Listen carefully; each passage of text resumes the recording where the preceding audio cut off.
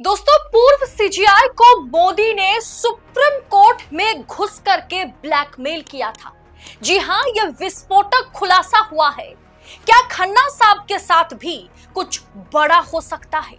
भाजपाई पत्रकार पुष्पेंद्र कुलश्रेष्ठ, जिनका social media anti Muslim tweets post से भरा पड़ा है, उन्होंने यह बड़ा खुलासा किया है कि राम मंदिर फैसले पर मोदी ने रंजन गोगोई, पूर्व सीजीआई रंजन गोगोई को ब्लैकमेल किया था।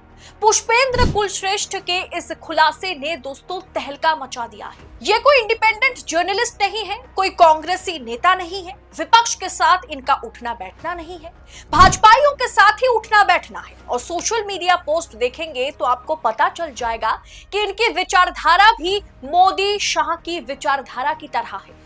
ऐसे में उनका यह खुलासा कि राम मंदिर फैसले में जजों को डराया गया और खासकर पूर्व सीजीआई रंजन गोगोई को मोदी ने खुद सुप्रीम कोर्ट पहुंच करके ब्लैकमेल किया था। पूरी कहानी आप सुनेंगे तो पैरों तले से जमीन खिसक जाएगी। तो आखिर तक वीडियो में बने रहिएगा। नमस्कार, मैं हूं आपके साथ अदिति और आप 4 PM देख रहे हैं। दोस्तों, पुष्पेंद्र कुलश्रेष्ठ का यह खुलासा उस समय सामने आया जब वक्फ कानून पर सुप्रीम कोर्ट और मोदी सरकार की लड़ाई चरम पर जा पहुंची है।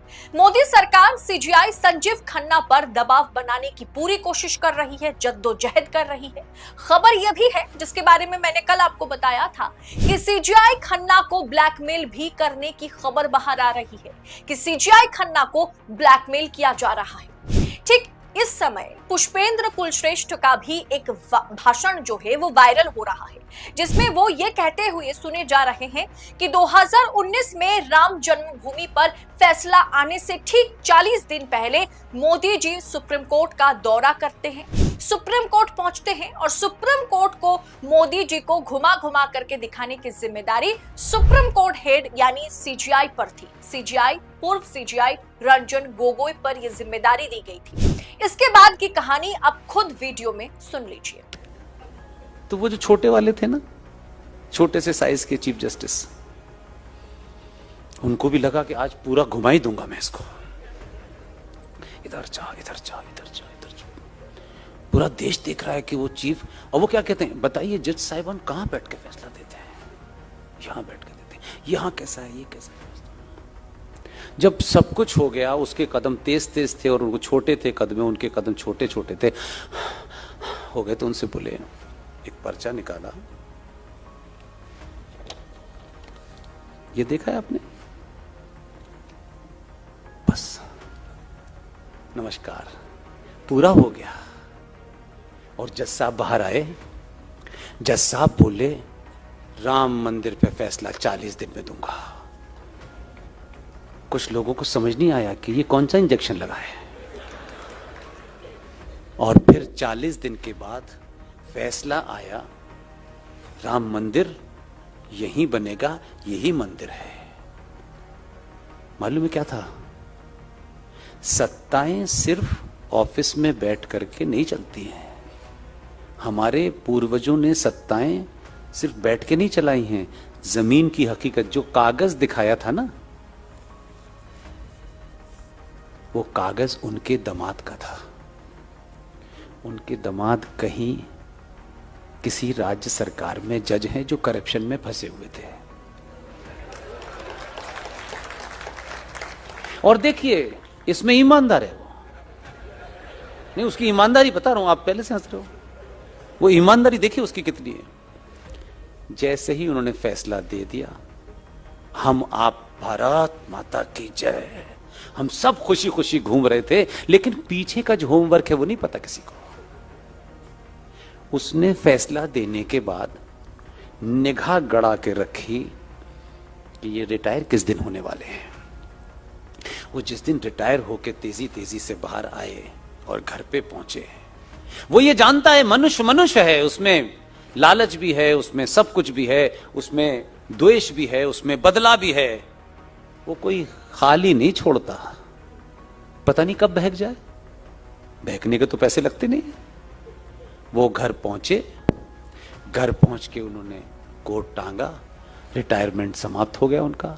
रिटायरमेंट के बाद जब वो घर पहुंचे तो एक आदमी पहुंचा और एक लिफाफा दिया उनको। सर ये आपके लिए।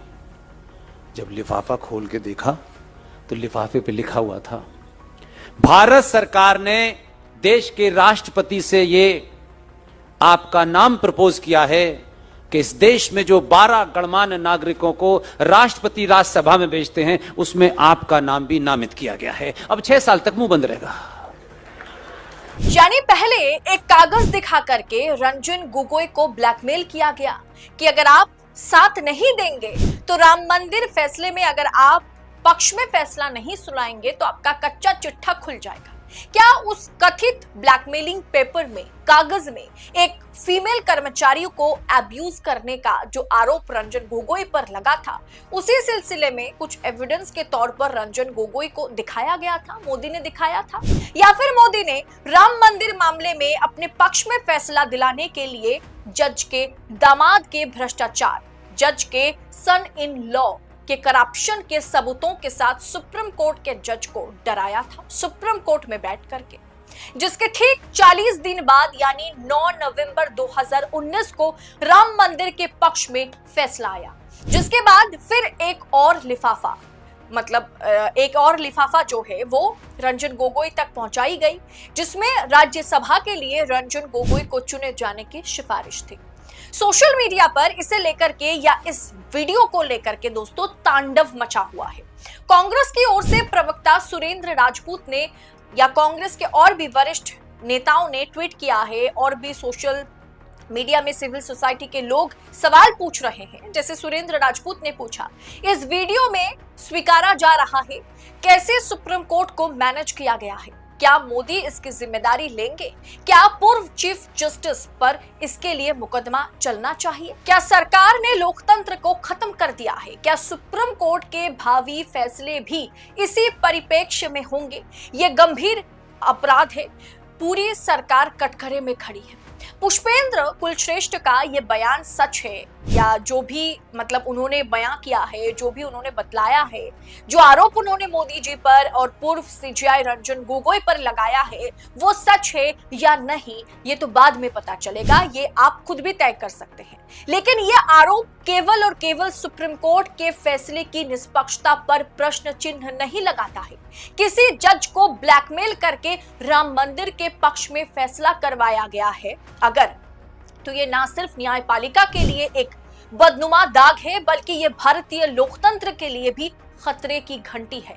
और सवाल ये उठेगा, क्या वक्फ कानून पर, क्या वक्फ बिल पर सीजीआई खन्ना के साथ भी कुछ इसी प्रकार की हरकत करने की कोशिश की जा रही है सरकार द्वारा? आपको क्या लगता है? पूर्व सीजीआई को मोदी जी ने जिस तरीके से सुप्रीम कोर्ट में घुस करके ब्लैकमेल किया, डराया, धमकाया, जो आरोप कथित तौर पर लगाया गया है सीजीआई, पूर्व सीजीआई रंजन गोगोई और मोदी पर, इस पर आपकी राय क्या है? क्या आप इसे सच मानते हैं? इस वीडियो पर आपकी टीका टिप्पणी कमेंट बॉक्स में जरूर लिखिएगा, क्योंकि यह व्यक्ति यानी पुष्पेंद्र कुलश्रेष्ठ कोई विपक्ष के नेता नहीं है, कोई विपक्ष को कवर करने वाले पत्रकार नहीं है। ये भाजपाई पत्रकार है और इनके social media, Facebook, Twitter, Instagram, हर जगह पर जो है कि सिर्फ एंटी मुस्लिम ट्वीट्स और पोस्ट आपको मिलेंगे। ऐसे एक पत्रकार अगर इस तरह के दावे कर रहे हैं तो इसके पीछे कुछ तो सच्चाई जरूर होगी। आपको क्या लगता है? आप अपनी राय कमेंट बॉक्स में बेखौफ हमारे साथ शेयर कीजिए और ऐसी खबरों को लगातार पाने के लिए 4 PM के साथ बने रहें। फिलहाल इस रिपोर्ट में इतना ही, जल्द होगी आपसे मुलाकात। बहुत बहुत शुक्रिया आपका। जय हिंद, जय भारत।